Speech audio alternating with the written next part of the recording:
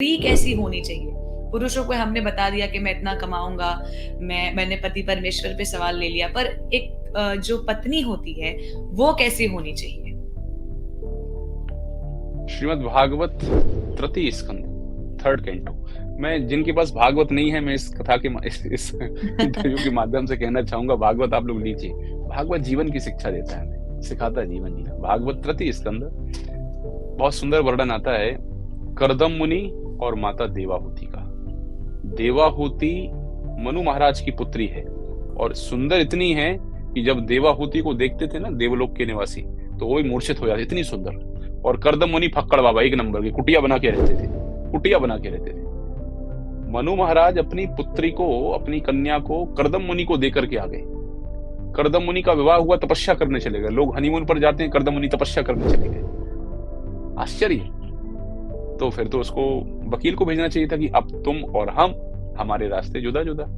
लेकिन ऐसा नहीं किया, ऐसा नहीं किया। पूरे मनोभाव से पति की सेवा में लग गई। जैसे साधुओं की जटाएं होती है ना, नागा साधु की बड़ी बड़ी जटाएं, ऐसी जटाएं माता देवाहुति की हो गई।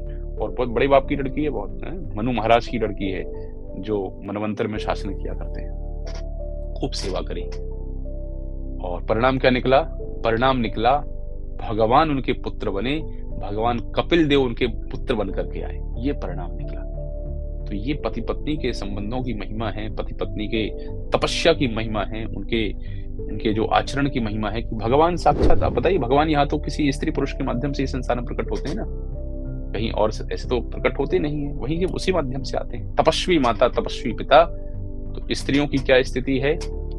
तो मैंने माता देवाहुति का आश्रम एक उदाहरण से बताया कि जो सेवा भाव है वो सबसे प्रमुख है, वो सबसे प्रमुख है।